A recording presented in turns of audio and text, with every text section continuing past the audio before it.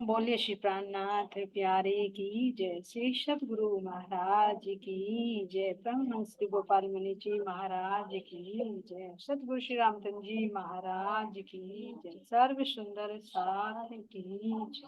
प्रणाम। सर्व सुंदर साथ के चरणों में कोटि कोटि प्रणाम।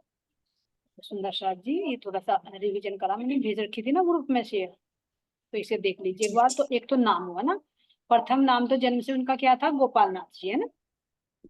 फिर जब सरस्वती दर्शन देती हैं तो वे गोपाल से क्या बन गए, गोपाल मणि, क्योंकि उनके अंदर सारा ज्ञान हो गया था वेद शास्त्रों का। फिर जब त्रिशंक जी के पास यहाँ पर उन्होंने योग साधना की, तो क्या नाम रखा उनका, महायोगी राज, जो हमारे केल भाई जी ने बताया था ना। फिर जब श्री कृष्ण जी के दर्शन होते हैं तो उनसे कहलाए में चिदाचार्य, यानी जो चेतना का एहसास, चिद का एहसास उन्होंने कर लिया, तो चिद आचार्य कहलाए।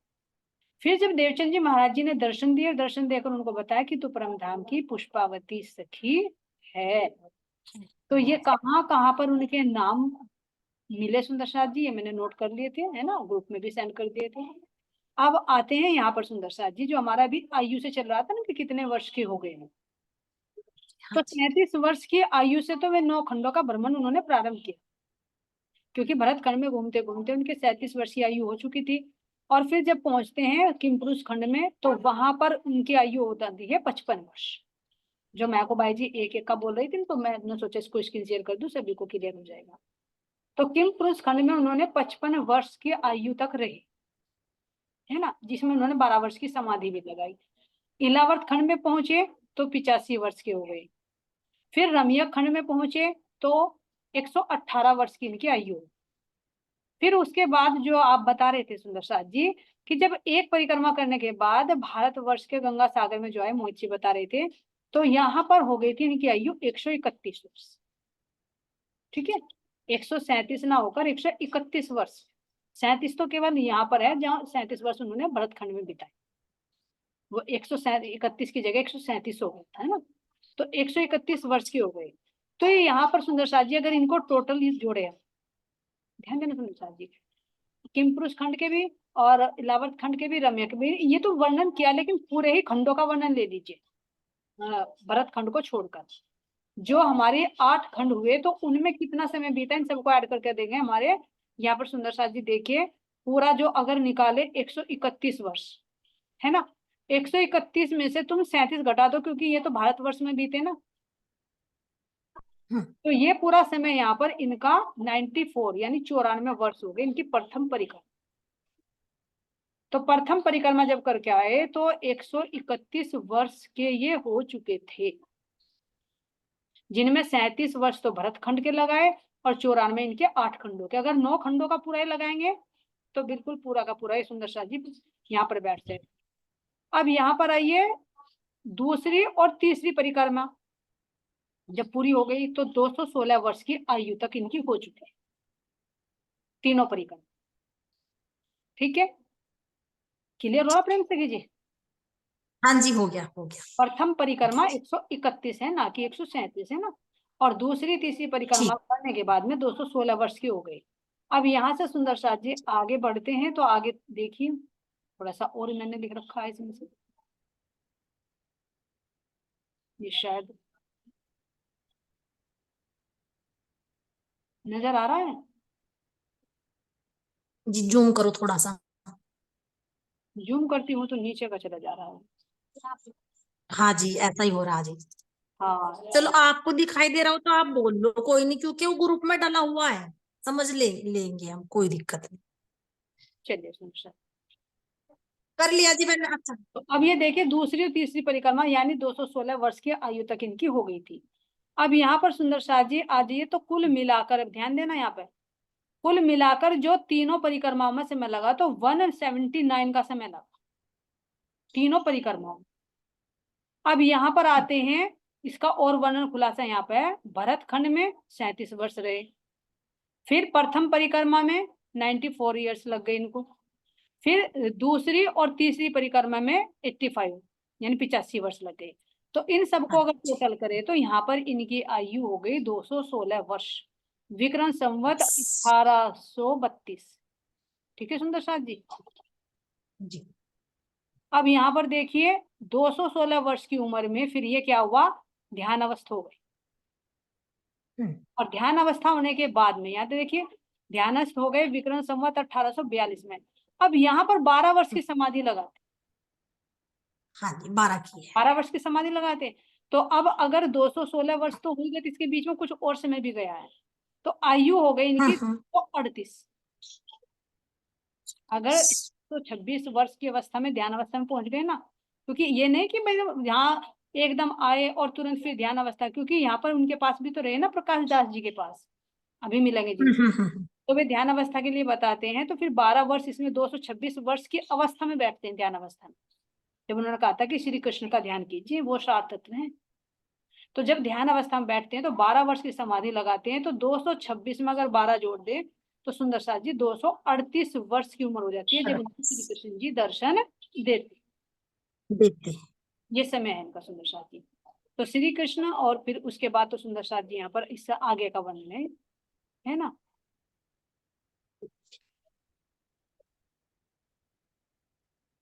यही था सुंदर साथ। कब अच्छी तरह की ये पता चल जाएगा कि मतलब किस किस समय से हुआ, थोड़ा सा हो जाता है निकल जाता है ध्यान से। ये जरूरी नहीं कि हमें रटना है, बस ये पता चल जाए कि हमारे जो गोपाल मणि जी है, हम ये कहने लगे अरे हाँ इतने वर्ष कोई जीता है, ऐसा नहीं हो सकता है ना। तो ये प्रूफ है, और कितने समय इन्होंने कहाँ पर बिताया। ठीक है सुंदर साथी, चलिए प्रश्नों की तरफ चले।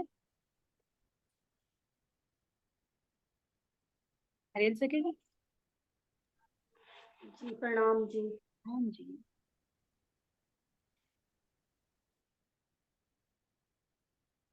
सतगुरु महाराज की जय। परमात्मा को पाने के लिए क्या होना जरूरी है, गुरु का होना जरूरी है या ज्ञान का? चलिए झरमर भाई से शुरुआत करते हैं। झरमर भाई जी आप बताइए, जोर से बोला, आवाज तो आई नहीं। पहले तो सतगुरु का गुरु का होना ही जरूरी है जी, गुरु ही तो ज्ञान देगा। बबीता से कीजिए 1 मिनट, हमको अभी झरमर बाई जी बोल रही, बहुत आवाज आ रही। सबसे पहले तो सतगुरु का मिलना जरूरी है, और फिर सतगुरु ही तो हमें ज्ञान की रास्ता दिखाएंगे, तो फिर हम उस ज्ञान के पथ पे चलेंगे, तो तभी तो सबसे पहले हमारे गुरु का मिलना ही जरूरी है। बिल्कुल सही। हाँ चलिए बबीता जी अब आप बताइए अपना भाव। हाँ जी, बस मैं भी यही कह रही थी, हाँ कबीरदास जी की भी एक गुरु शाखा। का मिलना ही जरूरी है। चाहे चाहे हमें किसी शास्त्र के द्वारा मिलो ज्ञान, चाहे तो वो भी हमारा गुरु ही है। चाहे किसी भी चीज के द्वारा ज्ञान, पहला ज्ञान मिलेगा तभी होगा। गुरु ज्ञान तभी मिलेगा जब हमें गुरु मिलेगा। चाहे तो हमें गुरु गीता के रूप में मिलो, या भागवत के रूप में मिलो, या वाणी के रूप में मिलो, कदम कदम पे जो भी कहीं भी हमें गुरु मिलेगा तो उससे हमें ज्ञान होगा। मेरे तो बिल्कुल दिमाग में यह बात आई। बिल्कुल सही है जी। वैसे तो मेरे याद रहता नहीं। कबीरदास जी ने भी कहा ना कि गुरु गोविंद दो खड़े काके लागू पाए, बलिहारी गुरु आपने गोविंद दिखा बताए, हाँ जी। है ना। बहुत सारे गुरु के बिना आंटी भवसागर से पार भी नहीं कर सकते हम। नहीं कर सकते ना, बिल्कुल। हाँ प्रणाम जी। प्रणाम जी किरण जी आप। परमात्मा एक गुरु के तन में आएंगे ना, नहीं मैं भी परमात्मा वही ही गुरु के तन वही में बोलना चाह रही थी। जगावांगे। किरण जी बोलिए आप, किरण जी। नहीं मैं भी वही बोलना चाह रही थी कि गुरु बिना भव से पार ना होई। और यहाँ हम लोग देखते हैं ना गोपाल मणि जी का भी, तो एक तरह से जब उन्हें सच्चा गुरु मिला है ना, सदगुरु जी मिले जब उन्हें, और जब उन्होंने कहा ना कि आप पुष्पावती सखी हो, और उन्हें जब निजनाम दिया, तब वे ठीक एकदम 25 पक्ष में प्रवेश कर गए। नहीं तो बाकी सब दर्शन तो होता रहा, लेकिन जब तक हमें वो गुरु ना मिले जो हमें अपने घर पहुंचा दे, तुम सतगुरु दीपक भय कियो जो आप समान, बोलते हैं ना। बिल्कुल सही बताया आपने। सेवा पूजा में हमारी संध्या वंदना में आता है कि सतगुरु के बिना कुछ नहीं पा सकते, है ना। प्रणाम जी। एक बार महाराज जी बैठे थे, शेरपुर वाले महाराज जी, मुझे लगा केदारनाथ का दिखा है पर्सन, तो जब बैठे गोड्डे में सिर दियो तो संत बोले भाई क्या बात है, ऐसे क्यों बैठे, बिल्कुल पेट भी सूख रहा, इतनी बुरा हालत कर लेते महाराज जी ने भी, भूखे प्यासे महाराज जी खोज में फिरे थे, मुझे कोई अच्छा सतगुरु मिल गया। तो उन्होंने जब कहा कौन हो तुम, कहले मैं हूँ अभागा, है किस्मत का मारा, क्यों ऐसी बात को कह रहे हैं कि जो मुझे आज तक मेरे सतगुरु नहीं मिल रहे, मुझे कोई मैं अच्छे सतगुरु की तलाश में मुझे मिल ही नहीं रही, तो मेरे से अभागा कौन होगा, जब मुझे सतगुरु मिले जब समझो मुझे तो। हाँ आज मुझे सतगुरु मिल गए, सतगुरु के मिलते ही मुझे परमात्मा मिल गया। तो सतगुरु के बिना तो कुछ, देवचंद महाराज जी ने भी देखो पहले सतगुरु टोए, इंद्रावती ने भी सतगुरु टोए, सबने सतगुरु सतगुरु ही तो मिलावे हैं। सतगुरु क्या, परमात्मा का रूप, वो वही तो परमात्मा होगा जिसके जैसे हम किसी खोजेंगे तो परमात्मा सतगुरु बनकर हमारे जीवन में आवेगा जी। जब हम उसका रास्ता। एक एक श्रद्धा भाव डालनी पड़ती है जरूर, है ना। है तो अंदर से वो निकलता है। अब ये कहे कि हमारे कानजी भट्ट के पास में भागवत कथा सुनी है ना, राजी महाराज जी ने दर्शन दिए देवचंद जी को, लेकिन उनके पास तो वो ज्ञान नहीं था। लेकिन एक गुरु का भाव तो लिया ना, तो अंदर में जो ज्ञान निहित होता है ना, तो वो अंदर से बाहर प्रकट होता है, एक माध्यम बन जाती है ना। इसी तरह से आप देखिए निम्बार्क आचार्य से मिलेंगे ये, है ना, जो प्रकाश दास जी हैं, तो इनके पास तो नहीं है राज्य का ज्ञान, लेकिन जो एक गुरु भाव लेकर बैठेंगे ये, तो दर्शन हो जाए। तो ये महत्ता होती है सुंदर साथ जी। भले ही गुरु वहां तक पहुंचा हुआ हो ना हो, लेकिन अंदर की जो ऊर्जा होती है, जब हमारी किसी के प्रति सद्भावना होती है ना, तो वो अंदर से बाहर प्रकट हो जाता है और शोभा सतगुरु को दी जाती है। और हमारे सतगुरु तो साक्षात श्याम जी है सुंदर साथ जी। ये तो यहाँ की बात कर रहे हैं हम संसार की, तो साक्षात राजी महाराज जी ही तो सतगुरु के रूप में आते हैं। तो जब तक वे नहीं हाथ पकड़ेंगे तो कैसे जागृति आ सकती है, नहीं हाँ जी, यही पर तो आती है ना वो चौपाई की, हाँ खोज बड़ी संसार रे साधो भाई, खोजो वाली, खोजत खोजत सतगुरु पाइयो सतगुरु संग करतार, तो करतारी तो उनके अंदर है ना, वो हमारे धाम धनी तो है। जी बताइए आप कुछ कह रहे हाँ हाजिर एक भजन में हो रहा है ना ये चौपाई कि कहते कबीर सुनो भाई साधु, गुरु बिना ज्ञानी हमारा नहीं कोई रे। मतलब कबीर जी कह रहे कि कहते कबीर सुनो भाई साधु, गुरु बिना ज्ञान नहीं नहीं मिल सकता। ये भजन में हाँ तो कबीर, तो वो तो कबीर जी भी तो देख लो पंचवासनाओं में थे ना, देख लो इन्होंने बात तो सारी सत्य बताई थी, लेकिन परखेंगी तो आत्माएं इनकी बातों को भी। ये भी तो रत्नों में आए थे ना, ये 5 रत्न निकाल लेते, एक रत्न ये भी तो थे। ठीक है हरियल सखी जी।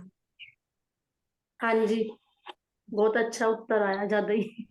अरे अच्छा। गोपाल मणि को भी तो देख लो, जिन्होंने योग साधना कर ली, इतने तप कर लिए, इतनी परिक्रमा कर ली, तो बिना गुरु के पाए तो नहीं परमात्मा। जब श्यामा महारानी जीवन में आई, जब जाके परमात्मा। साधो तुम हाँ जी, खोजो वही बात है जी। देखो सतगुरु तो बना लो चाहे कितने भी, जब तक परम तत्व का ज्ञान ना देना, सतगुरु का कोई बनाने का भी तो कोई फायदा नहीं। जब भी तो 14 गुरु बदले थे उन्होंने भी। दत्तात्रेय बिल्कुल सही। हाँ जी। चलिए आगे ले लीजिए। प्रणाम विष्णु जी। बता। मैं भी बताऊं आंटी? आंटी आप बोलिए, क्यों नहीं। हाँ पहले तो हमें गुरु ही हो गए, जिस तरह उद्धव नहीं थे उसे ज्ञान था पूरा उद्धव को, पर जी। जब लोग गुरु नहीं मिलते तो ज्ञान भी तो ऐसे ही रह गया था उनका। हम्म तो गुरु होना जरूरी है ना पहले। हम्म। हाँ जी, मेरा तो यही है। प्रेम करना भी गुरु ही सिखाते हैं सुंदर शास्त्र। हाँ जी। नहीं तो भक्ति स्वार्थ की करते हैं जब तक सतगुरु नहीं मिलते। हाँ जी, क्योंकि पता नहीं होता ना कि हमें क्या मांगना, क्या नहीं मांगना, क्या लेना, क्या नहीं लेना। और झूठी चीजें हम मांग मांग कर संसार की। और कहना पवित्र सखी जी का पूरा जीवन ऐसे ही बिता दिया, बस भीख मंगों की तरह। हाँ जी, संसार की मांग कर है ना, सतगुरु तो सिखाना है कि संसार की मांग ना करो। चलिए आगे नेक्स्ट क्वेश्चन ले लीजिए। विष्णु भगवान जी को गुरु क्यों बनाना पड़ा? विष्णु भगवान जो यहाँ अवतार लेकर आए, तो उनको भी गुरु क्यों बनाना पड़ा, मस्तानी सखी जी।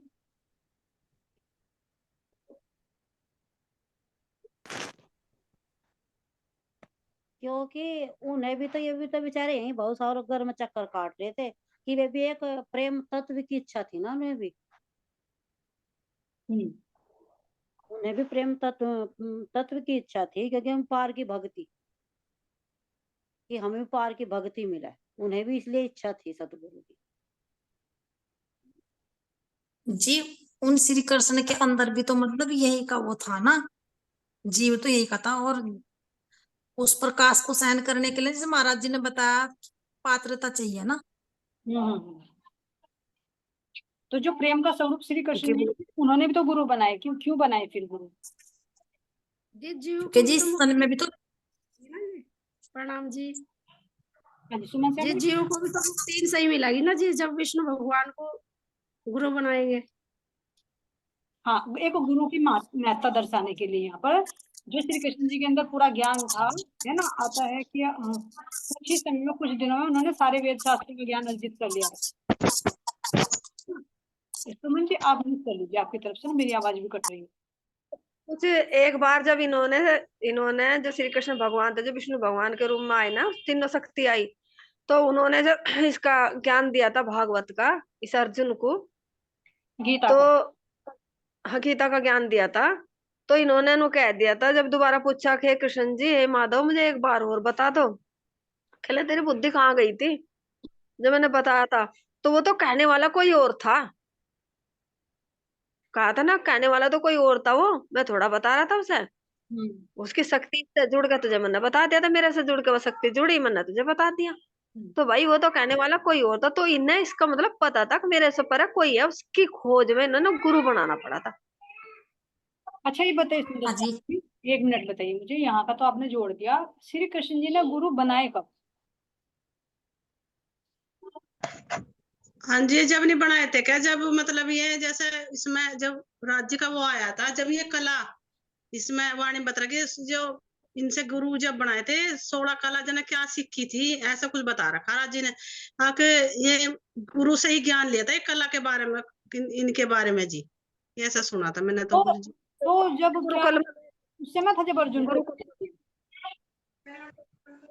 जी, जब अर्जुन को उपदेश दिया जब बनाए थे गुरु? नहीं जी, जब नहीं बनाए थे वे, मतलब जब ये अवतार लिए थे ना, जब इसमें मतलब राज्य की शक्ति आई थी और ये अक्षर का ये आया था, मतलब उसके बाद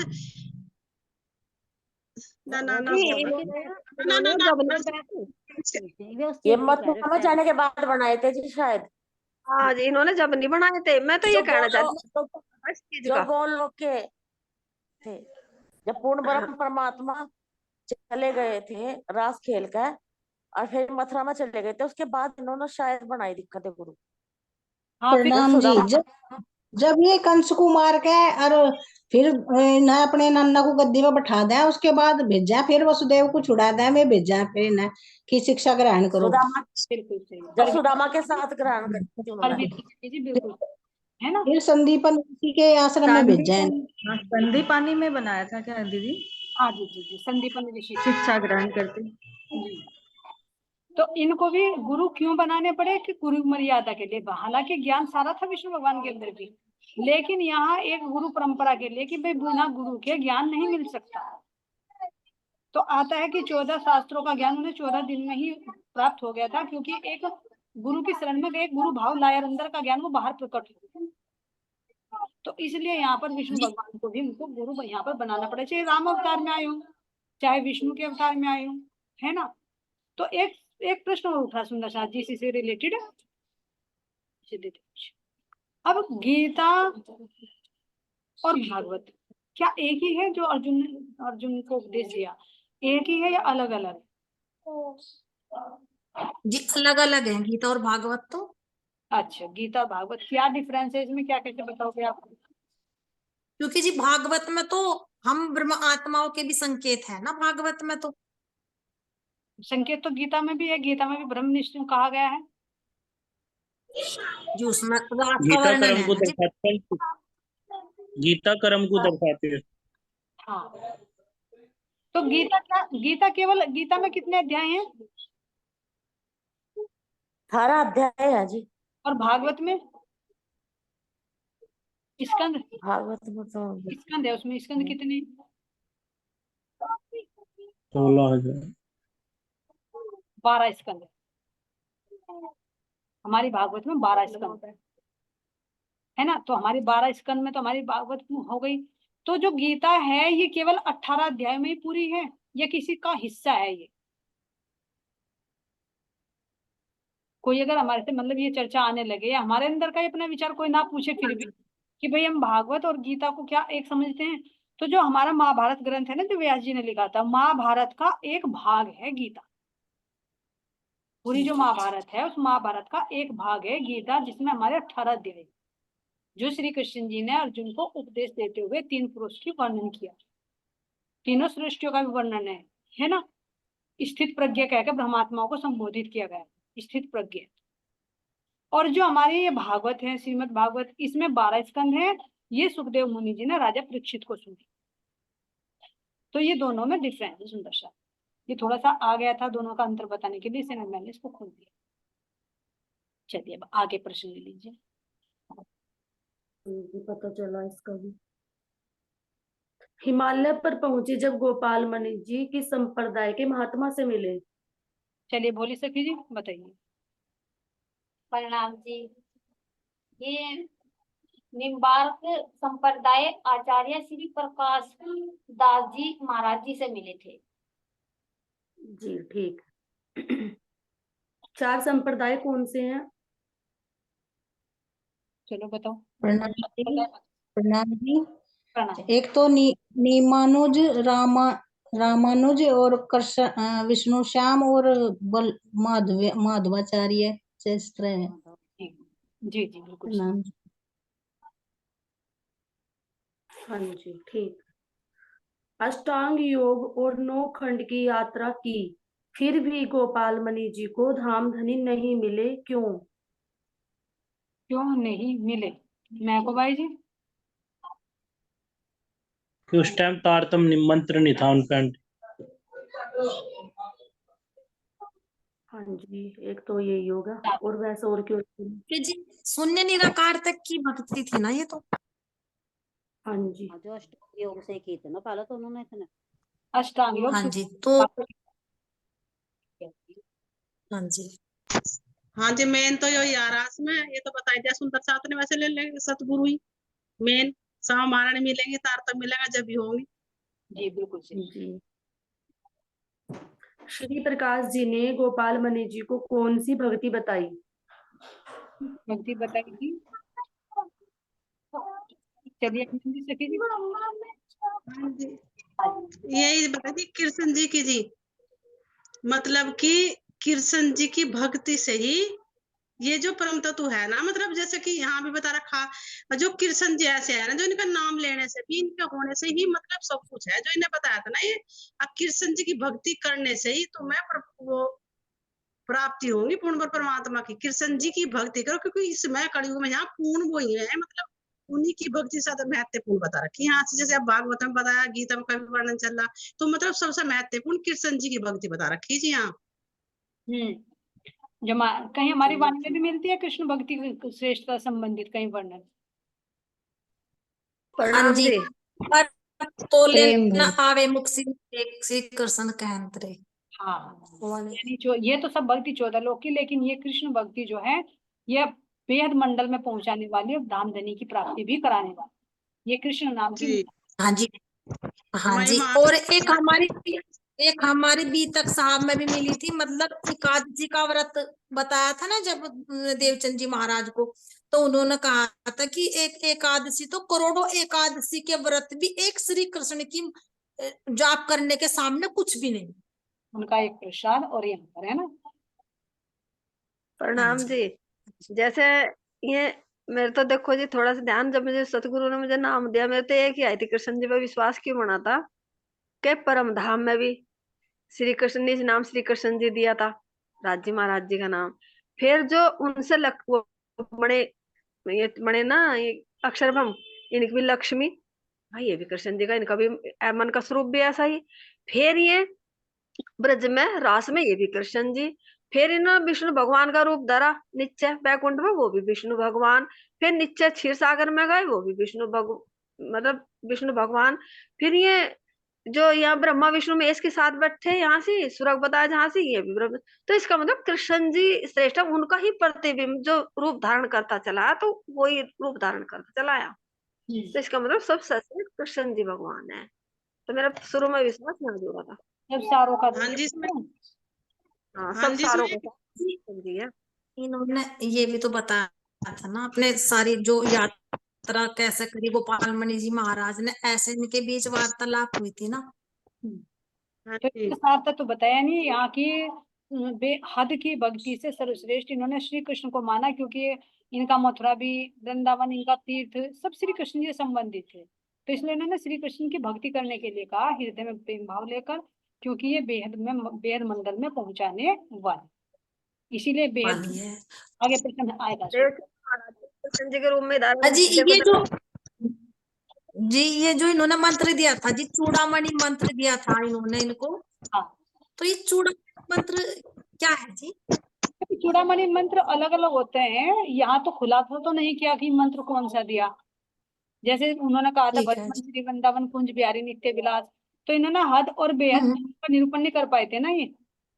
तो एक जगह हो हम्म सकता था, संकेत तो था बेहद का, लेकिन वो घटित कर रहे थे यही, जो अंकुरित आत्मा होगी वो पकड़ लेगी बेहद का। जैसे हमारे देवचंद जी ठीक है। महाराज जी ने भागवत तो सब सुन रहे थे, लेकिन वो बेहद का जो संकेत था वो तो हमारे देवचंद जी महाराज जी ने, श्यामा जी ने ही पकड़ा। तो इसी तरह से इनके पास ये हम्म। अक्षय वृंदावन इनका तीर्थ है ना, यमुना जी इनकी नदी है। इस तरह से पूरा प्रसंग आया है ना हरिद्वार के प्रसंग में, तो बेहद के संकेत थे इनके अंदर। तो ये तो यही घटित करे थे, लेकिन जब वे मंत्र लेकर पहुंचे तो वो ऊपर का सार तत्व पकड़ गए, जिस रास के स्वरूप में आकर राजी महाराज जी ने स्वयं दर्शन दे दिए, जोश के स्वरूप, है हाँ ना। जी, इन वालों के उसमें ना, मतलब सारे मथुरा वृंदावन इधर का ही सारा वो है इनके सारा पास, श्री तभी तो कृष्ण जल्दी पकड़ गए ये। से हाँ संबंधित जी। थे, बिल्कुल सही। हम्म। हाँ जी इनमें एक ये भी तो है जैसे कि मतलब कृष्ण जी हैं, मतलब इनका जो स्वरूप है ना वो पहले से लुभावना स्वरूप, जैसे हो रहे हैं देवी देवता मतलब सब है, तो जो राधा कृष्ण है तो इनके जो अदान है इनका लुभावना मतलब प्यार का स्वरूप पहले से ही है, मतलब जब तो तारतम्य ले उससे पहले ही, मतलब जो इनकी अदाएं है ना, मतलब जो इनके इनके शुरू में जो है मैं वो कहना चाह रही, मतलब इनके शुरू में जो प्यार का झलक है ना, जैसे कि प्यार से ही मतलब वो मिलेंगे, तो कृष्ण जी के स्वरूप में झलक है जी वो, और मतलब कि इनके इनके स्वरूप से ही वो हुआ है, मतलब इनकी अदाई ऐसी उसमें मतलब खींचा हुआ ऐसा हो, मतलब वो मैंने कहना चाह दे देवता तो और भी ना तो हो रही ना, पर उसके प्यार के उसमें ही मतलब देख साफ समझ रहे हो मैं बस क्या कहना चाह रही। आकर्षण है इसमें बहुत। ऐसा इसीलिए तो श्री कृष्ण कहा गया। ऐसा क्यों खींचते हैं ना अपनी तरफ, क्यों ऐसा खींचते हैं ना। प्रणाम जी। जैसे विष्णु भगवान जी हैं, विष्णु भगवान जी तो बहुत अवतार लिए, मतलब किसी में भी उन्हें इतनी श्रेष्ठ नहीं मिली। इन पर दो शक्ति और है, एक तो अक्षर ब्रह्म की है और आवेश पूर्ण ब्रह्म परमात्मा का है। तो इसी वजह से तभी न इनका, जब इन पर आवेश पूर्ण ब्रह्म परमात्मा का था तभी इन्हें नाम कृष्ण मिला था। तो समय श्रेष्ठ श्री कृष्ण ऐसे है, श्री कृष्ण इन ये दो शक्ति और आई इन पे, इस वजह से सर्वश्रेष्ठ है। अपने विष्णु जी के इतने सहस्त्र नाम है, किसी से भी ये नहीं कहा कि भाई तुम्हें इतना, अगर तुम इतना नाम लोगे तो तुम्हें इतना फल मिलेगा। मतलब सर्वश्रेष्ठ तो यही है कि तुम कितने भी यज्ञ कर लो, कितने भी तप कर लो, सबसे श्रेष्ठ यही है कि इन पे दो शक्ति ऊपर की आई हुई है, एक अक्षर ब्रह्म की और एक ब्रह्म परमात्मा की, तो इसलिए सबसे ज्यादा श्रेष्ठ है। इसके सामने ना तो एकादशी के व्रत की जरूरत है, ना इसके सामने उसकी किसी तप की जरूरत है, ना यज्ञ की जरूरत है, ना काय की जरूरत है। सिर्फ एक नाम ही जपने, नाम से ही परमात्मा मिलेंगे। इन पर दो शक्ति हो रही इस वजह से। अन्य विष्णु भगवान जी के तो शास्त्र नाम। तो अब ये देखिए सुंदर साथ जी, तो विष्णु भगवान जब यहाँ आकर लीला करी, वो तन इतना प्रेम का स्वरूप बता दिया, तो फिर परम धाम में कितना लुभावना हो। जब यहाँ झलक इसी वजह से इतना है विष्णु तो भगवान जी है ना। चलिए सुंदर जी, अगला प्रश्न ये कह रही थी, जैसे जी ये कह रही कि तप की जरूरत नहीं है, तो तप की जरूरत किसे नहीं है? नहीं, मैं ये कह रही हूँ, मैं जितने भी किसी ने तप कर ले तो विष्णु जी, जब जैसा विष्णु जी के नाम से जितने भी तप करे, जो भी करे, जितने भी करे, तो उस सबसे ज्यादा भगवान कृष्ण का नाम लेने से ज्यादा वो मिला, फल मिला, वहां का द्वार मिला, नहीं मुक्ति किसी की नहीं थी कहीं भी। बिल्कुल सही कह रहे हैं ये तो कहा ना कि भाई, बिल्कुल सही कह रहे जैसे हो। किसी ने गीता में भी हाँ जी, किसी ने कहा, मोती सखी जी आपकी बात को कहूंगी मैं, क्योंकि गीता में भी कहा कि न मैं तप से मिलता, न ज्ञान से, न ध्यान से, न योग से, केवल एक में प्रेम लक्षणा भक्ति से मिलता है ना। हाँ और जी, पर भी हमारे इसमें भी कहा कि परनावे तो लेख ने मुख श्री कृष्ण कह रहे कि कितने तप कर लो, कितने यज्ञ कर लो, है ना, लेकिन मैं इनमें नहीं हूँ। खुद महाराज जी ने भी कहा ना तप में ना योग में कहीं में नहीं हूँ, लेकिन एक प्रेम लक्षणा में भक्ति में हूँ, उससे मैं प्राप्त हो सकता हूँ, और कृष्ण ना। जी चलिए नेक्स्ट क्वेश्चन दे दीजिए, समय तो थोड़ा ही रह गया। हरिंद्र सिंह 2 क्वेश्चन है एक पार्ट के। बोल दीजिए। 12 वर्ष की साधना की 12 वर्ष की संख्या को बातूनी में बताओ। 12 वर्ष का बातूनी में, चलिए मस्तानी सखी जी। चलो, यानी कि जब ये 10 इंद्रियां हैं और एक मन, जब ये मतलब 10 इंद्रियां एक मन जब हमारे ध्यान कर रहे, तो इन्हें भी मन जो है वैसा बाहर को ले जा, तो जब हम ध्यान समाधि में बैठेंगे तो ये जो मन है ये भी अंदर को खिंचाव होगा। फिर साथ में जो बुद्धि भी कार्य करती है तो वह भी साथ में, तो ये अंदर को जब जाती है ना समाधि के तौर से, जब हम ध्यान में बैठते हैं, अगर हम इन अपने मन को और बुद्धि पर केंद्रित नहीं करेंगे तो ये बाह्य घूमता रहेगा। और जब समाधि के तौर से हम बैठेंगे ध्यान अवस्था के, तो मन भी, बुद्धि भी और चित्त भी, जब तीनों एकाग्र हो जाएगा और ये अपना ध्यान में एक चित्त में चला जाएगा ना, तो वो ही मतलब 12 बताया। 10 इंद्रियां, एक मन और एक बुद्धि, ये 12 के 12 जब चित्त के साथ जुड़ जाए तो वो हो जाती है चित्त बनी, यानी एक हो जाए, चित्त से जुड़ एक हो जाए, हाँ जी, एक रूप हो जाए, शांत हो जाए। एक अगला प्रश्न दे दीजिए। दिव्य तन कैसे बनता है? दिव्य तन कैसे बनता है, कैसे आती है दिव्यता, मोहित जी? आंटी ध्यान लगाने से बिल्कुल सही, ध्यान लगा किसी का ध्यान करते तो अंदर का तेज हमारे अंदर प्रवेश कर जाता है, तो इस तरह से तन में दिव्यता आनी शुरू हो जाती। हाँ जी, जैसे कि बता आगे प्रश्न करिए सके जी। सार तत्व क्या है? सार तत्व क्या है, आनंद सके जी? कृष्ण जी। बोल दीजिए भाई ने। श्री कृष्ण, केवल नाम श्री कृष्ण। प्रणाम जी। बीच बीच में प्रणाम ना करे तो सुंदर जी बेटर रहेगा, क्योंकि प्रणाम तो एक बार हो चुकी ना। श्री कृष्ण ही सब, श्री कृष्ण ही सब तत्व है, तत्वों का सार है। हाँ जी। कृष्ण तो कहा, लेकिन कृष्ण तत्व क्या है?